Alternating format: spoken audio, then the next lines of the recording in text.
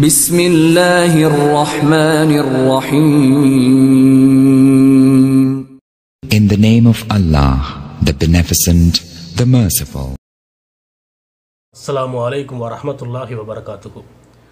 கண்ணியத்திற்குரிய சகோதர சகோதரிகளே, தமிழ்நாடு தௌஹீது ஜமாத் டிஎன்டிஜே என்கிற இந்த அமைப்பு மக்கள் மத்தியில் பொருளாதாரத்தை திரட்டி வசூல் செய்து அதன் மூலம் இயங்கக்கூடிய ஒரு அமைப்பு. இந்த டிஎன்டிஜேங்கிறது ஏதோ ஒரு பெரிய அரசியல் கட்சி ஆட்சியில் இருந்துக்கிட்டு அவங்களுக்கு பல வகையில் வருமானம் வருது அப்படின்னு நம்ம சொல்ல முடியாது. இந்த டிஎன்டிஜேங்கிறது ஏதோ ஒரு பெரிய கார்ப்பரேட் கம்பெனி, பல நிறுவனங்கள் தொழிற்சாலைகள் வச்சுருக்கிறாங்க, பல தொழில்களை செய்கிறாங்க, அதிலிருந்து அவங்களுக்கு வருமானம் வருதா? கிடையாது. இந்த டிஎன்டிஜேவினுடைய மூலதனமே மக்கள் கொடுக்கக்கூடிய பொருளாதாரம் மக்களிடம் வசூல் செய்து அதிலே அவர்கள் தங்களுடைய அமைப்பை கட்டமைக்கிறாங்க. அதில் தான் தங்களுடைய அமைப்பு நடந்து கொண்டிருக்கிறது என்று அவர்களே பல முறை சொல்லுவார்கள். அதுதான் உண்மையும் கூட. அப்போ இப்படி மக்களிடத்தில் பொருளாதாரத்தை வசூல் செய்து அதன் மூலம் அமைப்பு நடத்தக்கூடியவர்கள் அந்த மக்களிடத்தில் பொருளாதாரத்தை வசூலித்து அதை நிர்வகிப்பதற்கான அந்த தகுதியில் அவர்கள் இருக்கிறார்களா? அந்த பொருளாதாரத்தை முறையாக அவர்கள் கையாளுகிறார்களா? அந்த பொருளாதாரத்தில் அவங்க நேர்மையாளர்களாக இருக்கிறாங்களா? அப்படிங்கிற விஷயங்களை எல்லாம் நம்ம மக்களுக்கு நினைவூட்ட வேண்டிய தேவை இருக்கிறது. ஏனென்றால் இது ரமலானுடைய மாதம். இந்த ரமலானுடைய மாதம் வந்துட்டாலே பிற மாதங்களில் இல்லாத அளவிற்கு இன்னும் வீரியத்தோடு முனைப்போடு இந்த ஜக்காத் வசூல், ஃபித்ரா வசூல் என்று இந்த டிஎன்டிஜே கூட்டம் வசூலில் இறங்குவார்கள். அதிகமாக மக்கள் தான தர்மம் செய்யக்கூடிய சிந்தனையில் இந்த ரமலான் மாதத்தில் இருப்போம். மற்ற மாதங்களில் இல்லாத அளவிற்கு மக்களுடைய சிந்தனையும் ரமலான் மாதத்தில் அதிகமாக நன்மைகளை செய்யணும், அல்லாஹ்வுடைய பாதையில் நம்ம பொருளாதாரத்திலிருந்து எதையாவது தான தர்மங்களோ, ஜக்காத்தோ, சதக்காவோ, ஃபித்ராவோ எதாக இருந்தாலும் அள்ளி அள்ளி கொடுக்கக்கூடிய ஒரு மனநிலை இயல்பாகவே மக்களுக்கு இந்த ரமலான் மாதத்தில் ஏற்படும். அப்போ இதை குறிவைத்து இதில் லாபமடையக்கூடிய வகையில் இந்த டிஎன்டிஜே வந்த கூட்டம் ஒரு வேலைகளை செய்கிறது, வசூல் வேட்டையில் இறங்குகிறது. இப்போ இந்த காணொளி எதற்கு அப்படின்னு பார்த்தீங்கன்னா, இந்த டிஎன்டிஜே அமைப்பு சார்ந்த சில விஷயங்களை நம்ம மக்களுக்கு நினைவூட்ட வேண்டி இருக்கிறது. ஏன்னா இந்த மறதி என்கிற ஒரு வியாதி இயல்பாகவே மக்கள் மறந்துடுவாங்க. ஆனால் நம்ம தான் அதை நினைவூட்டி கொண்டே இருக்கணும்.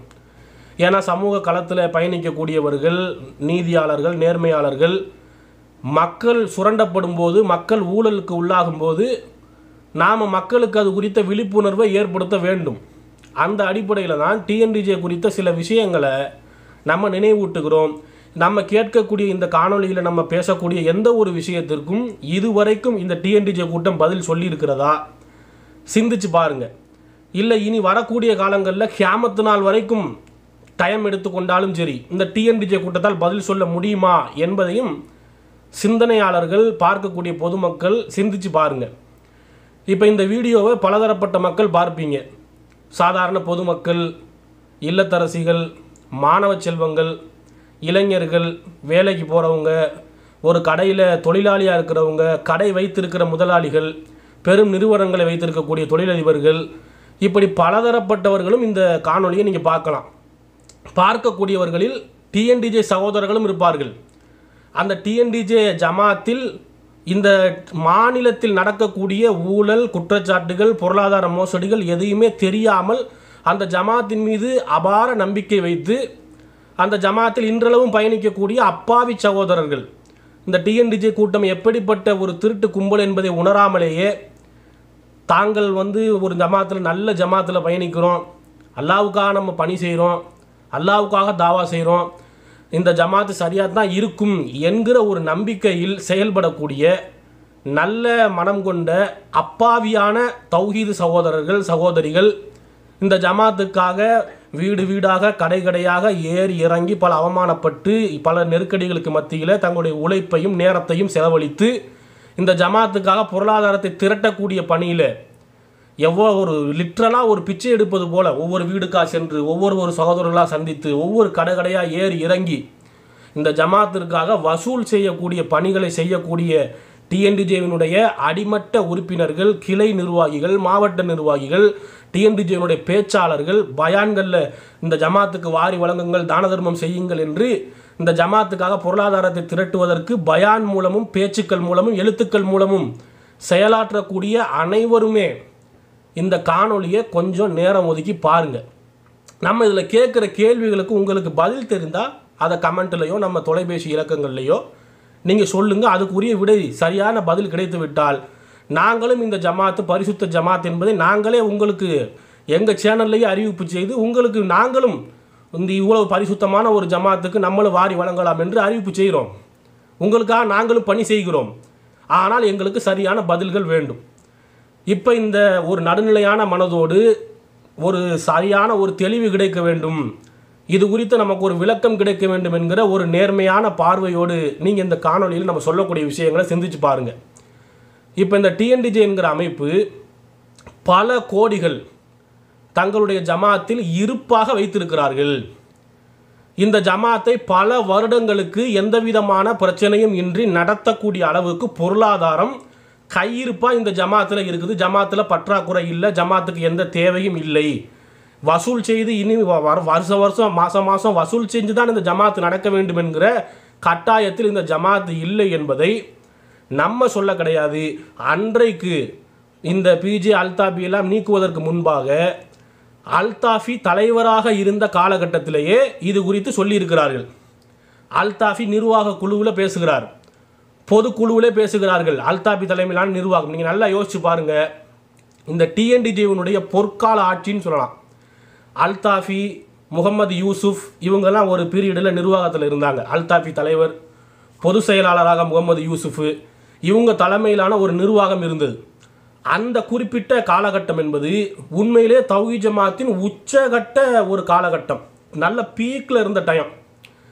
அந்த நேரத்தில் பல சீர்திருத்தங்கள் ஜமாத்தில் நிர்வாக ரீதியிலாக பல்வேறு வகையான சீர்திருத்த நடவடிக்கைகளை அல்தாபி தலைமையிலான அந்த நிர்வாகம் செயல்படுத்தினார்கள். சாதாரணமாக அந்த ஜமாத்தினுடைய நிர்வாக செலவீனங்களை கூட குறைப்பதில், மிச்சர் திங்கிறது, டீ குடிக்கிறது, ஒரு நாளைக்கு 10 டீ குடிக்கிறது, இதை கூட அல்தாபி டைட் பண்ணார். ஜமாத்துடைய காசு அல்லாவுக்காக மக்கள் கொடுக்குற பணம், நம்ம தேவைக்கு நமக்கு என்ன அத்தியாவசியமோ அதை எடுத்துக்கொள்ளுங்க. ஒரு நாளைக்கு 2 டீ போதும், காலையில் 1 டீ, சாயங்காலம் 1 டீ போதும். இது மாதிரி இதர செலவினங்கள். மெட்ராஸ்லேயே அங்கே தலைமையில் பக்கத்துலேயே வீடு இருந்தால் கூட கடையில் இருந்து தலப்பா கட்டி பிரியாணி வாங்கி தான் சாப்பிடுவோம் என்று அங்கே ஒரு சாப்பாட்டுக்கென்று ஒரு செலவு. இந்த பொரோட்டாவுக்கே பாதி சொத்தை நாங்கள் அழிச்சோங்கிற மாதிரி திண்டே பாதி சொத்தை அழிக்கிற அளவுக்கு அங்கே இதெல்லாம் நம்ம சொல்ல கிடையாதுங்க. இதெல்லாம் அல்தாபி தலைவராக இருக்கும்போது சொல்கிறாரு. அப்போ இதெல்லாம் சொல்லி இந்த நிர்வாக கட்டமைப்புகளை சீர் பண்ணுறாரு. யாருக்கு வீட்டுக்கு போய் சாப்பிட்டுட்டு வர முடியுமோ அவங்க வீட்டில் போய் சாப்பிட்டுட்டு வாங்க, தலைமையில் சாப்பாடு தரமாட்டோம், இதுக்குன்னு ஒரு செலவு போகுது, இதை ஒரு நாளைக்கு இவ்வளவு செலவாகுதுன்னா ஒரு மாதத்துக்கு இவ்வளவு, ஒரு வருஷத்துக்கு இவ்வளவு செலவு நம்ம செலவு பண்ணிகிட்டு இருக்கிறோம், இந்த செலவை குறைக்கணும், இது மக்கள் பணம் என்று சீர்திருத்த நடவடிக்கைகளை அல்தாபி தொடர்ச்சியாக ஜமாத்துக்குள்ளே எடுக்கிறார். யாருக்கு வீட்டுக்கு போக வாய்ப்பு இல்லாதவங்க, இல்லை பேச்சுலராக இருக்கிறவங்க, சாப்பிட அந்த வசதி வாய்ப்புகள் இல்லாதவர்களுக்கு ஜமாத்திலேருந்து சாப்பாடு, தலைமையில் சாப்பாடு ஏற்பாடு பண்ணுவோம், மற்றவங்க வீட்டுக்கு போங்க, இல்லை வரும்போது வீட்டிலேருந்து சாப்பாடு கட்டி எடுத்துக்கிட்டு வாங்க, இப்படி எல்லாம் சாதாரண இந்த சாப்பாடு விஷயம், டீ காப்பி குடிக்கிறத கூட டைட் பண்ணி நிர்வாகத்தை திறம்பட கொண்டு போகிறார். அந்த காலகட்டத்தில் தான் இளைஞர்கள் மத்தியில் அல்தாஃபி மீது பெரிய ஒரு ஈர்ப்பு ஏற்படுது. எந்த அளவுக்குன்னா பிஜேயுடைய பேச்சு கூட அன்னைக்கு சில பேருக்கு பிடிக்காது. பொதுமக்களில் ஒரு சாராருக்கு பிஜேனாலே ஒரு வெறுப்பு இருக்கும். இவர் இதை திட்டுவார், இமாம்களை திட்டுவார், ரொம்ப இதாக பேசுவார் அப்படின்லாம் சொல்லி ஒரு ஆரம்பத்துலேருந்து அந்த ஒரு சிந்தனையில் மைண்ட் செட்டில் இருப்போம்ல, அப்படியான மக்கள், சில பெண்கள், பொதுமக்கள், இவங்களுக்கெல்லாம் அந்த பிஜேயுடைய பேச்சு கூட பிடிக்காத மக்கள் அல்தாபியுடைய பேச்சுக்களை விரும்பி கேட்டார்கள் ஒரு காலகட்டம். நான் சொல்கிறேன் இதுனா அல்தாபிக்கு சப்போர்ட்டா, பிஜேவுக்கு சப்போர்ட்டா, டிஎன்டிஜேக்கு சப்போர்ட்டா இப்படி பார்க்காதீங்க. நான் சொல்லுவது பொதுவாக நம்ம அனலைஸ் பண்ண விஷயங்கள், கடந்த காலத்தில் நடந்த நிகழ்வுகளை சொல்கிறோம். அப்போ அந்த ஒரு சிறுக்கு ஒழிப்பு மாநாடுன்னு சொன்னால் தௌஹீத் ஜமாத்து அந்த மாநாடு ஏற்பாடு செய்த போது அதில் அல்தாபி பேசிய அந்த டயலாக்குகள்லாம் பல இளைஞர்கள் தங்களுடைய செல்போன் ரிங்டோனாக ஒட்டுமொத்த உழைப்பையும் ஆற்றலையும் திறமையும் சிந்தனையும் பேச்சுக்களையும் திருப்பி விடுவதற்காக இன்ஷா அல்லாஹ் இன்றிலிருந்து எங்களுடைய பணி வேகம் எடுக்க போகிறது. இந்த பூமியிலே இணைகற்பின் சாயல் கூட இல்லாதவருக்கு ஏகத்துவத்தை நிலைநாட்டுகிற உழைப்பை நோக்கி எங்கள் பயணம். அதனுடைய முதற்படியாக, அதனுடைய ஒரு மைல் கல்லாக ஏகத்துவத்தை மட்டுமே சொல்வதற்கு ஏகத்துவத்தை மட்டுமே நிலைநாட்ட, இணை கற்பித்தலை ஒழிக்க, இணை கற்பித்தலின் சாயலை இந்த பூமியிலிருந்து வேரோடும் வேரடி மண்ணோடும் பெயர்த்து எரிவதற்கு முதல் படியாக இன்ஷா அல்லாஹ் எதிர்வருகிற ஜனவரி மாதம் 31ஆம் தேதி ஷிர்க் ஒழிப்பு மாநாடு மாநிலம் தழுவிய அளவில் சென்னையில் மட்டுமல்ல மொத்த தமிழகத்திலே இருக்கிற அத்தனை தர்காக்களையும் அதனை வணங்கியவர்களே இன்ஷா அல்லாஹ் தரைமட்டமாக்குவார்கள். அப்படி அல்தாபி ஒரு சிவப்பு கலர் சட்டையை போட்டுட்டு பேசுவார்ல, ஷிர்க் ஒழிப்பு மாநாடு அப்படிம்பாரு. அதை பலரும் தங்களுடைய அலைபேசியில் ரிங்டோனாக வைத்துக்கொண்டு இப்படி அல்தாபி மீது அல்தாபி ஒரு தலைவராக பொது சமூகம் முதற்கொண்டு டிஎன்டிஜே உறுப்பினர்கள் அல்லாது டிஎன்டிஜேவுக்கு வெளியே கூட பொதுமக்களில் கூட இளைஞர்கள் கூட பொதுவான முஸ்லீம்கள் கூட அல்தாபி மீது ஒரு ஈர்ப்பு கொண்டிருந்த அந்த ஒரு காலகட்டம். அதில் பல சீர்திருத்த நடவடிக்கைகள் எடுக்கிறார். அந்த நேரத்தில் தான் அல்தாபி ஒரு அறிவிப்பு செய்கிறார்.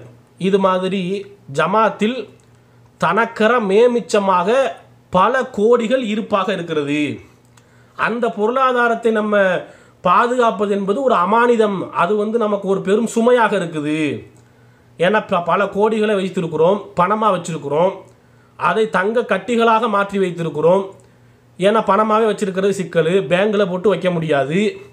ஓரளவு தான் தலைமையினுடைய லாக்கரில் பீரோவில் ஓரளவு பணத்தை தான் வைக்க முடியும், அதிகமாக வச்சிருக்கவும் முடியாது. அப்போ இப்படியாக பல நெருக்கடிகள் இருக்குது. திடீர்னு ஒரு அரசாங்க ரீதியில் ஏதாவது ஒரு சர்ச்சு, ஒரு வாரண்ட்டு, இது மாதிரி ஒரு வருமான வரி சோதனை, இல்லை ஒரு அமலாக்க சோதனை, இப்படிலாம் ஏதாவது ஏற்படுதுன்னா சிக்கலாயிரும். மக்கள் பணத்தை அரசாங்கம் கொண்டு போகிற ஒரு சூழல் வந்துடக்கூடாது. இப்படிலாம் பல விஷயங்களை அவங்க நிர்வாக குழுவில் பேசி நம்ம வசூலையை நிறுத்துவோங்கிறாங்க. அல்தாபி என்ன அறிவிப்பு செய்யலாம்ங்கிறாரு மாநில தலைவர். நான் சொல்கிறது சாதாரண நீங்கள் ஜமாத்திலிருந்து நீக்கிய அல்தாபி கிடையாது. அன்னைக்கு அந்த உச்சகட்ட பீரியடில் பீக் லெவலில் ஒரு தலைவராக மக்கள் ஏற்றுக்கொண்டிருந்த டிஎன்டிஜேவின் மாநில தலைவர் அல்தாபி சொல்லக்கூடிய விஷயம், இது மாதிரி நம்ம அறிவிப்பு செய்வோம், வசூலை நிறுத்துங்க, பொதுமக்கள் இனிமேல் நீங்கள் வசூல் மக்களிடத்துலேருந்து காசு நீங்கள் அனுப்ப வேண்டாம், இப்போதைக்கு பறக்கத்தான் தாராளமாக இருக்குது, இதே முதல்ல செலவு பண்ணுவோம், இதன் பிறகு தேவைப்படும் போது மக்கள்கிட்ட கேட்போம், மக்கள் என்ன தரவா மாட்டாங்க இப்படின்னு சொல்லி நிர்வாக குழுவில் இதை பேசுகிறார்கள் அல்தாபி. அதை சில பேர் அன்னைக்கு இருந்த சில நிர்வாகிகள் சரி அப்போ அது மாதிரி செஞ்சுக்கலாம்னு அல்தாபிக்கு ஒத்துழைப்பு செய்கிறாங்க. பெரும்பாலான நிர்வாகிகள் இதை எதிர்க்கிறாங்க. இல்லை இப்போ இந்த வசூலை நம்ம இப்படி நிறுத்தி அறிவிப்பு செஞ்சோம்னா மீண்டும் இதே மாதிரி வசூலை பிடிக்கிறது கஷ்டம், இப்போ ஒரு ஃப்ளோவாக நமக்கு ஜமாத்துக்கு வருமானம் வருது, அதை தடுத்துடக்கூடாது அப்படின்னு சொல்லி ஒரு சாரார் எதிர்ப்பு தெரிவிக்கிறாங்க. அப்புறம் அது நிர்வாக குழுவில் பேசப்பட்டதோடு அது அங்கே அதுக்கப்புறம் அடுத்த நிர்வாக குழுவில் பேசிக்கலாம்னு தள்ளி வைக்கிறாங்க. ஆனால் அதுக்கிடையில் அல்தாபி மீது பல குற்றச்சாட்டுகள் அவர் ஒரு இடத்துல ஸ்லிப் ஆகுறாரு, அவரை கட்டம் கட்டி இந்த ரியாத் மைதீன் கள்ள வேலைகள் இதெல்லாம் பண்ணி அல்தாபியை கட்டம் கட்டி தூக்கிட்டாங்க. அப்போ இந்த இடத்துல கவனிக்கிறாங்க, என்னடா இது அல்தாபி எடுக்கிற ஒவ்வொரு முடிவுகளும் ஜமாத்தில் பொருளாதாரத்தை டைட் பண்ணுறாரு, வசூலே நிறுத்திடுவோம், ஆல்ரெடி இவ்வளவு அமௌண்ட் இருக்கே, இருக்கிறத வச்சு ஜமாத்தை நடத்தலாம்ங்கிற முடிவுக்கு வர்றாரு, தேவைப்பட்ட வசூல் பண்ணுவோங்கிறாரு. இப்படி அடிமடியில் கை வைக்கிறாரு. ஜமாத்துடைய அந்த மணி ஃப்ளோ நமக்கு வந்துக்கிட்டு இருக்கிற வருமானத்தில் மண்ணலி போட பார்க்குறாரு என்று இவர்கள் திட்டமிட்டு இந்த கள்ள வேலைகள் பார்த்ததெல்லாம் பின்னாடி நமக்கு வெளியில் வருது. பின்னாடி தான் சமூக வலைதளங்களை மாறி மாறி இவர்கள் பேசிக்கொள்ளும் போது வெளிப்படுது. இப்போ நம்ம சொன்னதுக்கெல்லாம் ஆதாரம் அல்தாபியே இது குறித்து பேசியிருக்கிறார். அதெல்லாம் கவனிங்க. அனாதை இல்லத்திற்கு முதியோர் இல்லத்திற்கு கோடி கோடியாக சேர்கிறது. அனாதை இல்லத்திற்கு முதியோர் இல்லத்திற்கு கோடி கோடியாக சேர்கிறது. அனாதை இல்லத்திற்கு முதியோர் இல்லத்திற்கு கோடி கோடியாக சேர்கிறது. அது ரொம்ப பயத்தை கொடுக்கிறது. அரசாங்கம் வேற ஏற்குமாறா இருக்கிறான், திடீர்னு எப்போ புடிக்கிட்டு போவான்னு தெரியாது, எப்படி புடுங்குவான்னு தெரியாது. இப்ப நம்ம ஏன் வர்ற பணத்தை எல்லாம் வாங்கி வைக்க வேண்டிய தேவைன்னு வந்துச்சு. செலவுக்கு தேவைப்பட்டுச்சுன்னா வாங்கிக்கலாம், மக்கள் என்ன தர மாட்டாங்க, தேவைக்கு கொஞ்சத்தை வச்சுக்குவோம், மக்கள் தரதை வாங்கிக்கிட்டே இருக்க வேண்டாம். அப்ப நம்ம இதை நிப்பாட்டிடுவோம். நான் என்ன சொன்னேன்னு கேட்டா, சகோதரர் பிஜே அவர்களை இந்த ரமலானிலே சந்தித்து அவருடைய வீட்டிலே பேசினேன். நிர்வாகிகளிடத்திலே குறித்து ஒரு நிர்வாக குழுவிலே அந்த கருத்தை பதிவு செய்தேன். சிலர் ஏற்றார்கள், சிலர் மறுத்தார்கள். நம்ம அறிவிப்பு வெளியிட்டுருவோம், இனிமேல் நிறுவனங்களுக்கு நீங்கள் பணம் தராதீர்கள், போதுமான அளவுக்கு கையிருப்பு இருக்கிறது, அது தேவைப்படுகிற பொழுது மீண்டும் நாங்கள் கேட்கிறோம் என்று நாம் அறிவிப்பு செய்வோம் அப்படின்னு சொல்லும் பொழுது சில நிர்வாகிகளுடைய ஏற்பு, சில நிர்வாகிகளுடைய மறுப்பு. ஆனால் இதை நம்ம செஞ்சு ஆகணும்னு நான் நினைக்கிறேன். ஏன்னா கோடி கோடியா கையில வச்சு எத்தனை கோடியா வச்சுட்டு உட்கார்ந்து இருக்கிறது பாதுகாக்க வேண்டாமா? அதுக்கு பொறுப்பு சொல்ல வேண்டாமா? ஏதாவது ஒரு ஆயிடுச்சுன்னா மொத்த பணமும் போயிடுச்சுன்னா என்ன பண்றது? மக்கள் பணம் இல்லையா, சம்பந்தப்பட்டவங்களுக்கு போய் சேரணுமே என்று சொல்லி அந்த மாதிரியாக நிறுவனங்களுக்கு வேண்டாம் அறிவிப்பு செய்யணும் அப்படின்னு சொல்றேன். அப்பவும் அவங்களுக்கு தோணுது, என்னடா இது வர்ற வருவாயை தடுக்கிற வேலையை பாக்குறானே, நான் என்ன சும்மா தடுத்தேன்? எத்தனை கோடி கையில வச்சிருக்கிறோம், எத்தனை கோடி தட்டு கட்டியாக மாத்தி வச்சு உட்கார்ந்துருக்கிறோம். இத்தனை கோடிகளை நிறுவனங்களுக்கு வருவதை வாங்கி கொண்டு இன்னும் தாராங்க வாங்கிட்டு இருந்தா, அப்ப நான் சொல்லுவதே சொல்றேன், கையிருப்பே இத்தனை கோடி இருக்குது. அதை தாண்டி இந்த வருஷம் ரமதானுடைய வசூல் வேற இருக்குது. அந்த வசூல்ல இன்னும் பல கோடிகள் வந்து சேரும். அதனால தயவு செஞ்சு நம்ம அறிவிப்பு வெளியிட்டுருவோம் அப்படின்னு நான் சொல்றேன். அப்ப அல்தாஃபி இப்படி சொல்றாரா? இதையே ஒத்ததாக அதன் பிறகு அல்தாஃபி நீக்கத்துக்கு பிறகு சகோதரர் பிஜே அவர்கள் அந்த டிஎன்டிஜேவுடைய தலைவராக ஆகுறாரு. அப்ப மாநில தலைவராக இருக்கிற பிஜேவும் இதையே ஒத்ததாக அறிவிப்பு செய்யறாரு. நம்ம ஒரு கட்டத்தில் மசூரா பண்ணோம், அல்தாஃபி தலைவராக இருக்கும் பொழுது நம்ம வசூலை நிப்பாட்டிடுவோமா, நிறைய காசு இருக்கிறது, காசு இருக்கு, நம்மளை வந்து வழிகெடுத்தும் போல தெரிகிறது என்று அல்தாஃபி ஒரு அஜெண்டா வச்சார். அது அதிகமான மக்கள் ஏற்றுக்கொள்ளல. ஈரோடு பொதுக்குழுவிலே அறிவிக்கிறாரு, இது மாதிரி மேமிச்சமாக பொருளாதாரம் இருக்குது, பல கோடிகள் நம்ம இடத்துல இருக்குது, இதை வைத்து கொண்டிருப்பது வந்து பெரிய ஒரு சிரமம். ஏன்னா திடீர்னு கவர்மெண்ட் இப்போ இந்த 500,000 செல்லாதுன்னு அறிவிச்சாங்க, பண மதிப்பில் இப்போ டிமானிட்டைசேஷன் இது மாதிரிலாம் ஏதாவது நடந்துச்சுன்னா இவ்வளோ பெரிய ஒரு அமௌண்ட்டுகளை நம்ம மாற்றுறதும் சிரமம், பல நெருக்கடி, மக்களுடைய பணம் வந்து அனாமத்தாக போயிடக்கூடாது. அப்போ அது பயனுள்ள வகையில் அதை செலவிடணும் என்கிற அடிப்படையில் ஈரோட்டில் நடைபெற்ற பொதுக்குழுவில் அந்த டிஎன்டிஜே தலைவர், மாநில தலைவர் பி ஜெயினுலாபுதீன் அவர் சொல்கிறாரு, இப்போ இந்த பிள்ளைகளால் கைவிடப்பட்ட முதியவர்கள், பெற்றோர்கள், வயசானவங்க, பராமரிக்க ஆள் இல்லாதவங்க தவ்ஹீத் ஜமாத் நடத்தக்கூடிய முதியோர் இல்லத்தில் தங்கி அவர்கள் அங்கே வந்து ஜமாத்தை அவர்களே பராமரிச்சுக்கிறது. ஆனால் இன்னும் ஒரு சாரார் எப்படி இருப்பாங்கன்னா, பிள்ளைகள் இருப்பாங்க, தாய் தகப்பனுக்கு செய்யணும்னு ஆசையெல்லாம் இருக்கும், பொருளாதாரம் மட்டுமே அவர்களுக்கு ஒரு சிக்கலாக இருக்கும். காசு பணம் இருந்தால் அந்த பிள்ளைங்க அவங்கள தாய் தகப்பனை தன் வீட்டிலே வச்சு பார்த்துக்கிறதுக்கு விருப்பத்தோடு இருப்பார்கள், தாய்க்கு தகப்பனுக்கு பணிவிடை செய்யணுங்கிற ஆசையோடு இருப்பார்கள். அவங்களுக்கு ஒரே தடை பொருளாதாரம், அன்னாடங்காட்சியாக இருப்பார். அவர் அன்னன்னைக்கு வருமானத்தை வாங்கி அவருடைய மனைவிக்கு பிள்ளைகளுக்கு உணவளிப்பதே, அவங்களுக்கு மருத்துவ செலவு பார்க்கறதே, அவங்களுக்கு நல்லது கெட்டது பண்ணுறதுக்கே அந்த மனிதனுடைய வருமானம் டைட்டாக இருக்கும். ரொம்ப ஒரு ஏழ்மை நிலையில் இருப்பார். அவரால் அந்த வயசான தாய் தகப்பனை, முதிய வயதில் நோய்வாய்ப்பட்ட தாய் தகப்பனை அவர் அந்த மருத்துவம் பார்க்கறதுக்கு, மருந்து மாத்திரைக்கு, ஹாஸ்பிட்டல் செலவுக்கு, இப்படி பணம் காசு செலவழிக்க முடியாத ஒரு கஷ்ட நிலையில் இருப்பாங்க ஒரு சில பேர். அது மாதிரியான நபர்களுக்கு முதியோர்களை பராமரிக்க நம்ம ஜமாத்திலிருந்து ஊக்கத்தொகை கொடுப்போம். மாதம் அந்த முதியோர்களுக்கான மருத்துவ செலவு, பராமரிப்பு செலவை ஜமாத்து பணமாக அந்த நபர்களுக்கு கொடுத்துரும், நீங்கள் வீட்டில் வச்சு உங்கள் தாய் தகப்பனை பராமரிச்சுக்கிறீங்க, இப்படிங்கிற ஒரு திட்டத்தை அன்றைக்கு அறிவிப்பு செய்கிறாங்க. இது அறிவிப்பு செய்த போது டிஎன்டிஜே மட்டுமல்ல, ஒட்டுமொத்த இஸ்லாமியர்கள் மட்டுமல்ல, மாற்று மதத்தவர்கள் மத்தியிலும் கூட ஒரு பெரிய அளவில் இந்த ஜமாத்தின் மீது ஒரு மதிப்பு வருது. ஒரு கவர்மெண்ட் செய்கிற மாதிரி முதியோர் உதவித்தொகை ஒரு அரசாங்கம் செய்கிற மாதிரி மாதம் அந்த தகுதி வாய்ந்த குடும்பங்களுக்கு ஒரு ஜமாத்து மாதம் பராமரிக்கிறதுக்கு பணம் கொடுக்கும் என்று அறிவிக்குது. இது உணர்வு இதழில் வெளியாகுது. ஈரோடு பொதுக்குழுவில் அறிவிக்கிறாங்க, ஒவ்வொரு கிளைகளுக்கு சுற்றறிக்கை அனுப்புகிறாங்க. அப்போ அந்த அளவுக்கு ஜமாத்தில் பணம் இருக்குது, அதை நம்ம செலவு பண்ண முடியாமல் இருக்கிறோம். அதனால நம்ம இந்த மாதிரி ஒவ்வொரு கிளைகளில் இருந்தும் நீங்கள் வந்து உங்கள் ஊரில் இருக்கக்கூடிய கஷ்டப்படக்கூடிய வயசான முதியோர்கள் தங்கள் வீட்டில் இருப்பாங்க, அவங்கள பராமரிக்கிறதுக்கு பிள்ளைங்க, நல்ல பிள்ளைகள் இருக்கிறாங்க, ஆனால் அவங்களுக்கு பொருளாதாரம் தான் நெருக்கடியாக இருக்குது. காசு பணத்தை நம்ம ஜமாத்து அவங்களுக்கு உதவித்தொகையாக கொடுத்தோம்னா அந்த பிள்ளைங்க அந்த வயதான தாய் தகப்பனை தங்கள் வீட்டில் வைத்தே பராமரித்து கொள்வார்கள். அது மாதிரியான நபர்களை லிஸ்ட் எடுத்து தலைமைக்கு அனுப்புங்க என்று சுற்றறிக்கை அனுப்பினார்கள். எனக்கு நன்றாக வீடியோ பார்க்கக்கூடிய அனைவருக்குமே இது நினைவில் வரலாம். அதுக்கு தான் நம்ம நினைவுபடுத்துகிறோம். மக்கள் மறந்துருப்பீங்க, நம்ம சொன்னோம்ல வீடியோ துவக்கத்தில், பல விஷயங்களை மக்கள் மறந்துடுவீங்க, அதை நினைவுபடுத்துவது தான் எங்களுடைய வேலைன்னு நம்ம சொன்னோம்ல. இதெல்லாம் நீங்கள் நினைவுபடுத்தி பாருங்கள், யோசிச்சு பாருங்கள். இப்படிலாம் ஒரு அறிவிப்பு வந்துச்சு. எங்கள் தேவகோட்டையில், நான் என்னுடைய ஊரில் தேவகோட்டையில் கூட தவ்ஹீத் ஜமாத் சகோதரர்கள் இந்த அறிவிப்பு வந்த உடனே இது குறித்து லிஸ்ட் எடுக்கணும் ஆரம்பித்தாங்க. எந்தெந்த பகுதியில் யார் வந்து இந்த மாதிரி கஷ்டப்படுற குடும்பம் இருக்குது, லிஸ்ட் அவுட் பண்ணி அதை மாவட்டத்துக்கு அனுப்பி மாவட்டத்திலேருந்து தலைமைக்கு அனுப்புவோம் என்றெல்லாம் பல முயற்சிகளை மேற்கொண்டார்கள். இப்படியான சூழலில் தான் அடுத்து பிஜேவும் நீக்கப்பட்டார். பிஜே நீக்கப்பட்ட உடனே அப்புறம் எல்லாமே வந்து அதை நோக்கியே பயணிக்குது.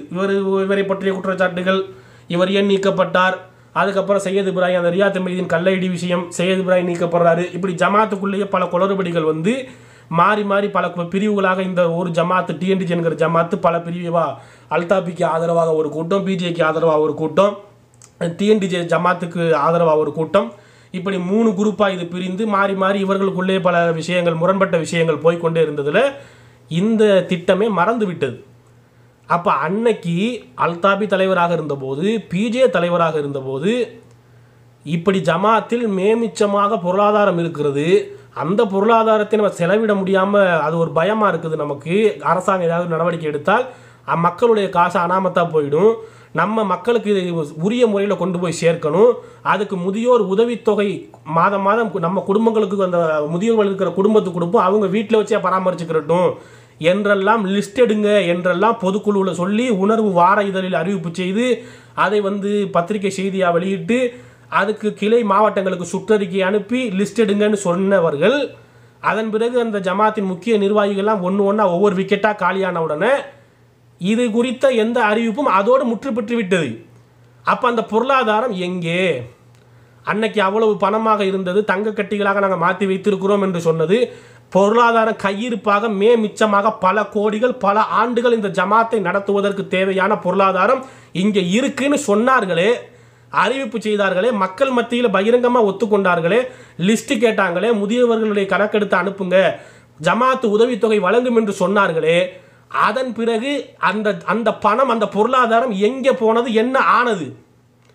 இதை இந்த வீடியோ பார்க்கக்கூடிய மக்கள் கொஞ்சம் சிந்திங்க, யோசிங்க, தௌஹீது சகோதரத்தில் கேளுங்க, வசூலுக்கு நோட்டை தூக்கிட்டு வருவாங்கல்ல, அப்படி வரும்போது இந்த வீடியோக்களை போட்டு காட்டுங்க, அவங்கள்ட்ட கேளுங்க, எங்கப்பா அந்த காசு, பல கோடிகள் பல ஆண்டுகள் நீங்கள் ஜமாத்து நடத்துகிற அளவுக்கு மேமிச்சமாக இருப்பா, தங்க கட்டியா கோடி கோடியாக பணம் உங்கள்கிட்ட இருந்துச்சப்பா, அது எங்கப்பா?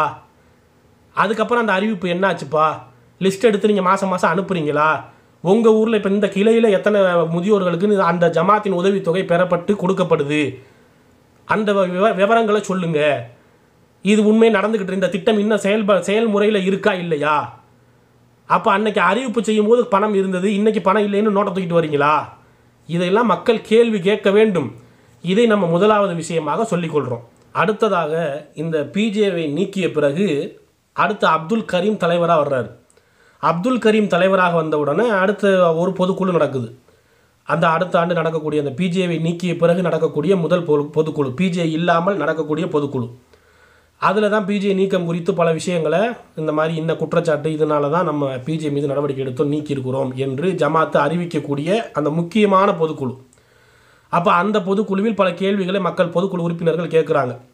இந்த மாதிரி ஜமாத்தினுடைய பொருளாதாரமெல்லாம் பிஜே வச்சுருந்ததா கேள்விப்படுறோம், அதெல்லாம் ஜமாத்து வாங்கிடுச்சா அப்படின்லாம் மக்கள் கேட்கும்போது அதுக்கு பொதுக்குழுவில் அன்னைக்கு மாநில தலைவராக இருக்கிற அப்துல் கரீம், பிஜேவுக்கு அடுத்து மாநில தலைவராக வந்தவர், அவர் அப்துல் கரீம் அறிவிப்பு செய்கிறாரு, மாநில நிர்வாகி அறிவிப்பு செய்கிறாரு, பிஜேயிடமிருந்து பொருளாதாரம் முழுவதும் நாம் வாங்கிவிட்டோம், ஜமாத்தினுடைய பொருளாதாரம் எதுவும் பிஜேயிடம் இல்லை, பிஜேயிடம் இருந்து பொருளாதாரம் அனைத்தையும் பெற்றுக்கொண்டு விட்டோம் என்று அத்தனை பொதுக்குழு உறுப்பினர்கள் மத்தியில், யார் இவங்க தான் இந்த ஜமாத்தினுடைய தூண்கள், ஒவ்வொரு கிளை மாவட்ட நிர்வாகிகள், பேச்சாளர்கள், தாயிக்கள், இந்த ஜமாத்தை பட்டி தொட்டியாக கொண்டு போய் சேர்த்து கிளையாக மாவட்டமாக நிர்வாகமாக செயல்படக்கூடிய கிளை நிர்வாகிகள் தான் பொதுக்குழு. பொதுக்குழுங்கிறது யாரோ பொதுமக்கள் சாதாரண பேர் தெரியாத யாரோ ஒருத்தங்க ஜமாத்துக்கு சம்பந்தம் இல்லாமல் ஆளுங்க கிடையாது. ஜமாத்தினுடைய அடிப்படை கட்டமைப்பை நிர்வகிக்கக்கூடிய பொதுக்குழு உறுப்பினர்கள் மத்தியில் இந்த அப்துல் கரீம் என்கிற ஒரு வடிகட்டிய பொய்யர் துணிந்து பொய் சொல்கிறாரு. பிஜேயிடமிருந்து நாங்கள் பொருளாதாரத்தை எல்லாம் பெற்றுக்கொண்டு விட்டோம் அப்படிங்கிறாரு. அந்த பொதுக்குழுவில் சொன்னது பொய், அது பின்னாடி தெரிய வருது. ஏன்னா பொதுக்குழு முடிஞ்ச பிறகு தான் பிஜேயிலிருந்து காசை வாங்குறாங்க. இது அவர்களே பிறகு அடுத்தடுத்து இந்த மாஸ்கான்ஜாவடி, அதுக்கப்புறம் எளிய மார்க்கம் நிகழ்ச்சி, பொதுக்கூட்டம் போன்ற இடங்களில் இவங்க ஊருக்கு போகும்போது செருப்படி விழுகும். ஒவ்வொரு ஊர்லையும் போகும்போது மக்கள் கேள்வி கேட்கும்போது ஒவ்வொரு ஊரில் ஒவ்வொரு பதில் சொல்லுவது. அப்போ அதில் தாங்கள் பொதுக்குழுவில் சொன்னது பிஜேயிடமிருந்து பொருளாதாரம் எல்லாத்தையும் வாங்கிவிட்டோம் அப்படிம்பாங்க. ஆனால் அப்புறம் மக்கள் கிடுக்குப்பிடி கேள்விகளை கேட்கும்போது இல்லை பொதுக்குழு முடிஞ்சு தான் வாங்கணும், பொதுக்குழுவுக்கு பிறகு தான் பிஜேயிலிருந்து காசை வாங்கணும் என்று சொன்னார்கள். இப்போ இவங்க பொதுக்குழுவுக்கு முந்தி வாங்குறது பிந்தி வாங்குறது இதில் எவ்வளோ பெரிய பொய்யர்கள் என்பதை நீங்கள் மக்கள் உணர்ந்திருப்பீர்கள். நம்ம இதில் சொல்ல வேண்டிய விஷயம், இப்போ இந்த பொதுக்குழுவில் அப்துல் கரீம் பேசியதை நல்லா கவனிங்க. கேட்டாங்க, நடவடிக்கை எடுத்து நீக்கிட்டீங்க, அவர்கிட்ட பொருளாதாரம் தான் இருக்குமே, இந்த பொருளாதாரத்தையெல்லாம் நீங்க வாங்கிட்டீங்களா அப்படின்னு கேட்டாங்க. பொருளாதாரம் முழுவதும், ஜமாத்தினுடைய பொருளாதாரம் முழுவதும் அவரிடமிருந்து பெற்றுக்கொள்ளப்பட்டு விட்டது. ஜமாத்தின் பொருளாதாரம் எதுவும் இனி அவரிடத்தில் இல்லை. அதை தெளிவுபட சொல்லிக் கொள்கிறோம். பொருளாதாரம் முழுவதும், ஜமாத்தினுடைய பொருளாதாரம் முழுவதும் அவரிடமிருந்து பெற்றுக்கொள்ளப்பட்டு விட்டது.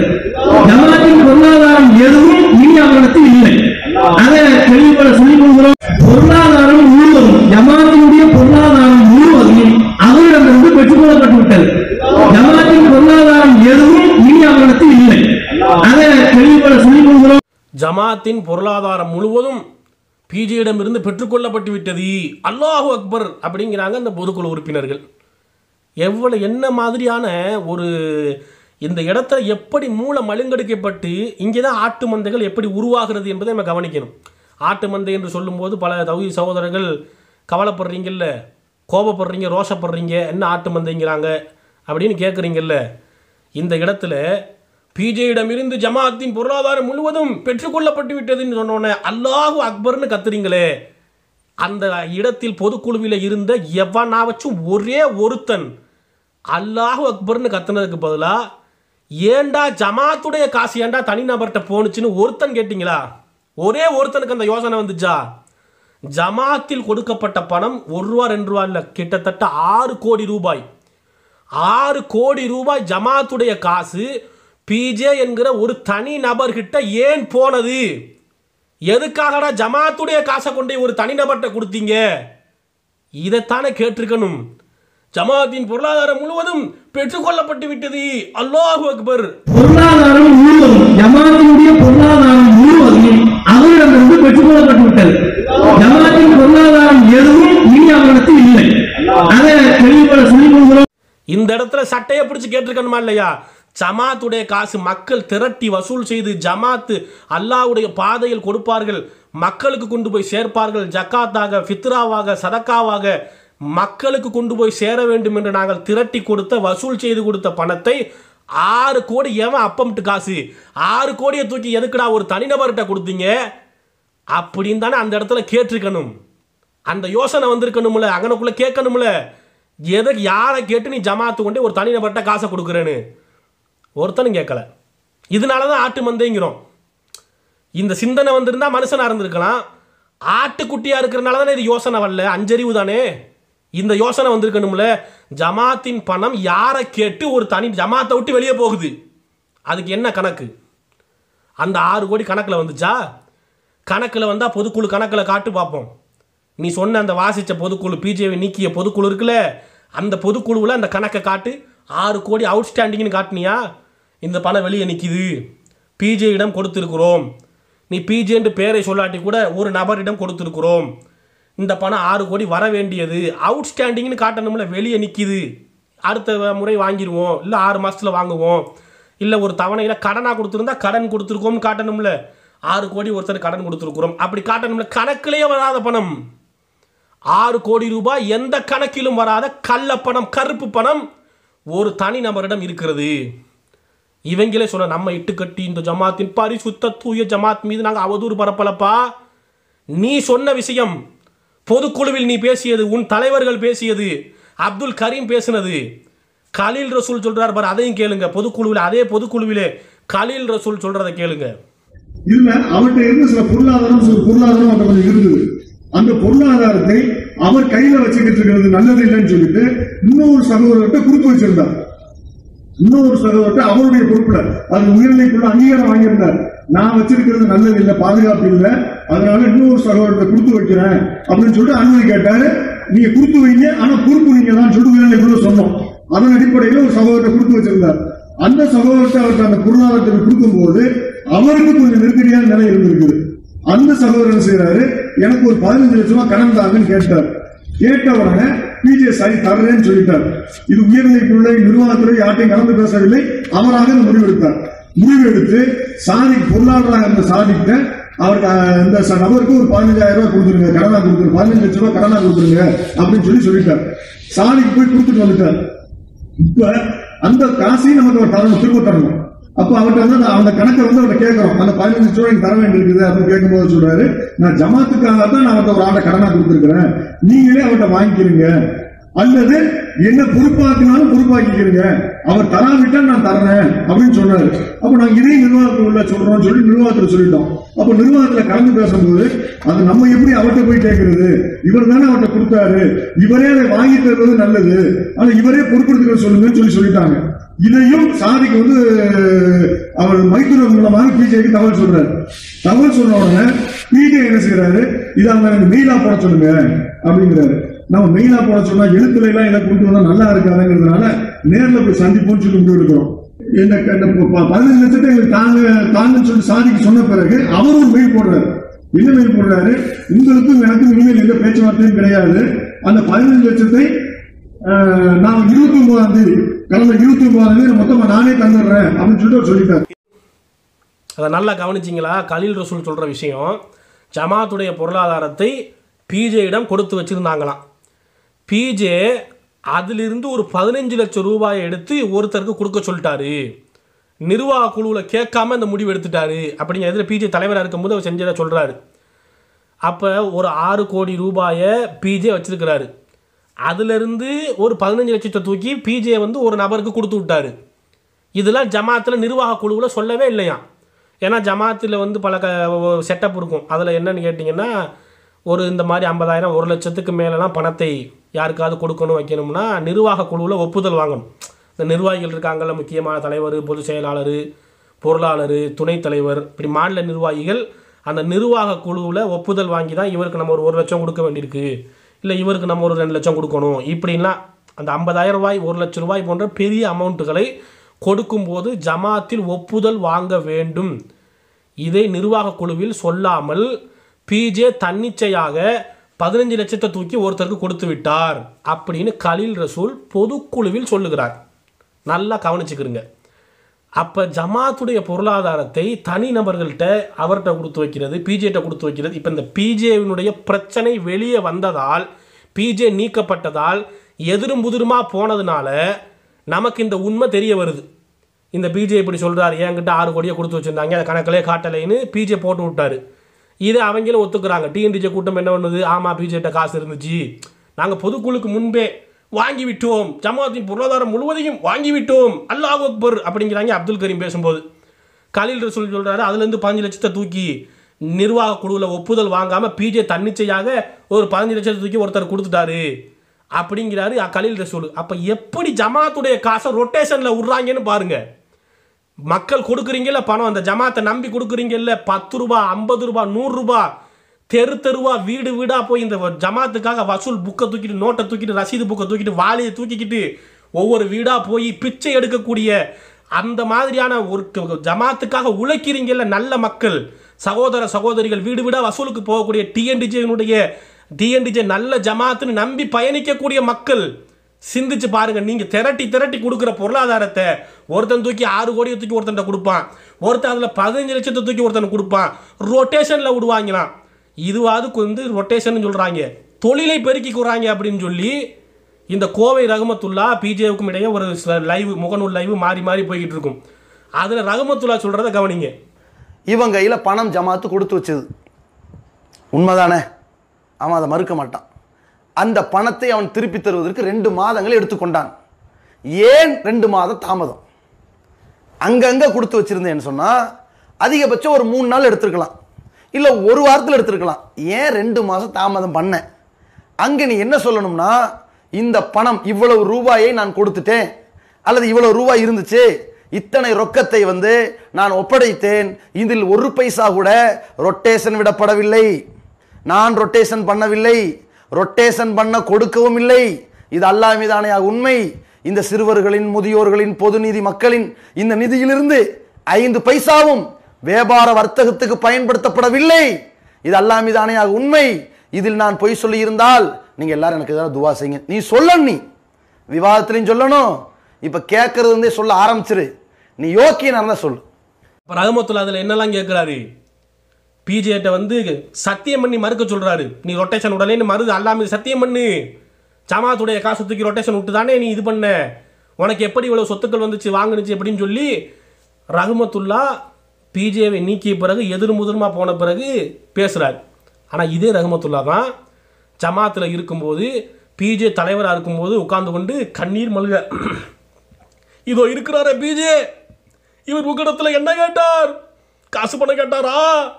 சூப்பர் மார்க்கெட்டுக்கு தன்னுடைய வருமானத்தை வியாபாரத்தை பெருக்கிக்கணும்னு கேட்டாரா? உங்கள் துவா வட்டு போதும்டாரு அப்படின்னு கண்ணீர் வடிக்க சென்டிமெண்ட் டைலாக் பேசுற அதே ரஹ்மத்துல்லா அந்த காட்சியும் பாருங்க. இந்த பிஜே பாருங்க என்ன பிரச்சனை பண்ணாரு. 30 வருஷம் கூட கையேந்தினாரா? காசு கேட்டாரா? என் வியாபாரத்துக்கு சூப்பர் மார்க்கெட்டுக்கு முதலீடு கொடுங்கப்பான்னு கேட்டாரா? இல்ல. 2 வருஷத்துக்கு முன்னாடி இந்த மனுஷன் கேன்சர்ல பாதிக்கப்பட்டார். அவருடைய உடலில் ஒரு புற்று வந்திருக்கலாம். கொள்கை பற்றில் பாதிப்பு வரவில்லை. அவர் என்ன கேட்டார்? உங்கள்கிட்ட காசு கேட்கவில்லை, மருத்துவ கேட்கவில்லை, துவா மட்டும் போதும் கேட்டார். அதை வைத்து சொல்லுகிறோம். அப்ப நீங்க இதுல என்ன கவனிக்கணும்? கூட்டு களவாணியா ஒருத்தனும் கூட்டு களவாணியா இருக்கும்போது ஜென்டில்மேன் அக்ரிமெண்ட். என்னுடைய களவாணித்தனத்தை நீ போட்டு கொடுக்க கூடாது, உன் களவாணித்தனத்தை நான் போட்டு கொடுக்க மாட்டேன், நம்ம 2 பேரும் கூட்டு களவாணிகள் என்பது இவர்களுடைய ஒப்பந்தம். 2 பேரும் எதிர் முதிரிமா போயிட்டா, எதிரெதிராக போயிட்டா இந்த களவாணி அந்த களவாணியை போட்டு விடும், அந்த களவாணி இந்த களவாணியை போட்டு விடும். அப்போ ரஹ்மத்துல்லா இப்படி கேட்குறாரா? ஜமாத்துடைய காசை 6 கோடி வச்சு தானே ரொட்டேஷன் பண்ண, வியாபாரத்தை கடைக்கு சரக்கு போட்டுக்கிட்டு ரொட்டேஷனில் உரியா காசுன்னு சொல்லி இது நீ செய்யலை, மறுத்து பேசு, அல்லாமே சத்தியம் பண்ணி மறுத்து காட்டு என்று சவால் விடுறார் ரஹ்மத்துல்லா. அதுக்கு பிஜே பதில் சொல்றாரு, இவன்ட்ட நான் கேட்கலாம், இவன்ட்ட கேட்கலாம், சம்சுல் ஹாட்ட கேட்கலாம். ஏன்னு கேட்டால் இவங்களுக்கு எந்த சோர்ஸும் கிடையாது. இவங்க எல்லாமே இந்த நம்ம கொடுக்குற வசூல் நன்கொடை ஜக்காத்திலிருந்து அதுலேருந்து சம்பளம் வாங்கி வாழக்கூடியவர்கள் தான். இவர்கள்ட்ட லட்சம் பல கோடின்னு வந்துச்சுன்னு சொன்னால் உனக்கு எப்படி வந்துச்சுன்னு கேட்கலாம். ஏன்னு கேட்டால் இவர்கள் உழைத்து வாழக்கூடியவர்கள் இல்லை. ரஹ்மத்துல்லாவா இருந்தாலும் சரி, அதில் பணியாற்ற இப்போ இருக்கிற அனைத்து நிர்வாகிகளாக இருந்தாலும் சரி, எல்லாருமே உழைத்து வாழக்கூடியவங்களான்னு கேட்டால் உழைத்து வாழ்கிறவங்க கிடையாது. அதனால இவனுக்கு எப்படி அந்த பொருளாதாரம் ஏறுனுச்சு என்று சொல்லி நான் கேட்கலாம். சம்சுல்ஹாவுக்கு எப்படி இவ்வளவு பெரிய வீடு கிடைத்தது என்று நான் கேட்க முடியும். ஏன்? அவர் எந்த ஒரு தொழிலும் பண்ணவில்லை. எந்த தொழிலும் பண்ணாமல் இப்படி ஒரு டெவலப்மெண்ட் அவர் வந்திருக்குது என்று சொன்னால் எப்படி என்று நான் கேட்க முடியும். நீ எந்த தொழிலும் பண்ணாத நீ எப்படி 2 பிரியாணி கடை வச்சான்னு கேட்க முடியும். ஏன்னு கேட்டால் நீ எல்லாம் ஜக்காத்தில் கமிஷன் வாங்கி இதைத்தான் உன்னுடைய வாழ்வாதாரமே.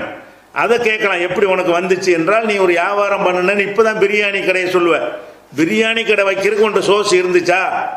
இல்லை. சின்ன சின்ன செலவுகளும் கூட நீ நெஞ்ச பலரை சார்ந்து ஜமாத்தை சார்ந்து வாழ்ந்து கொண்டிருந்தாய். அப்படி இருக்கும்போது இவன் என்ன செய்யறான்னு கேட்டா என் மீது அந்த கணக்கையெல்லாம் கொண்டு வான்னு சொல்றானே. இதுல நீங்க என்ன விளங்க வேண்டி இருக்கிறது? இவர்கள் மீது நான் சொல்ற குற்றச்சாட்டு ஆதாரத்தை கொண்டவை. இவன் கேட்கறது விதண்டாவாதமாக, அதுக்கு இது சரியாயிரும் நினைக்கிறான். எப்படி பிஜே எப்படி கேட்கிறாரு பார்த்தீங்களா? இந்த சம்சுல்ஹா ரஹ்மானி, இந்த ரஹ்மத்துல்லா இவங்கெல்லாம் ஜமாத்தை அண்டி தான் பிழைக்கிறீங்க. உங்களுக்குன்னு ஒரு வருமானம் கிடையாது, தனியாக ஏதாவது உங்களுக்கு ஒரு தொழில்துறை கிடையாது. பிஜேவுக்காவது ஒரு 3 மார்க்கெட் அப்படின்னு சொல்லி ஒரு சூப்பர் மார்க்கெட் இருக்கு. ஆனால் உனக்கு என்ன சோர்ஸ் இருக்குது? உனக்கு வருமானம் என்ன? நீ ஜமாத்தில் வாங்கக்கூடிய மாத சம்பளம் தான் உன்னுடைய வருமானம் என்றால் உனக்கு எப்படி இத்தனை பிரியாணி கடை? நீ எப்படி இந்த பிரியாணி கடைக்கு உனக்கு முதலீடு எங்கேருந்து வந்துச்சு? ஜமாத்துடைய காசு எடுத்து ஆட்டையை போட்டியா அப்படின்னு பிஜே கேட்குறாரு.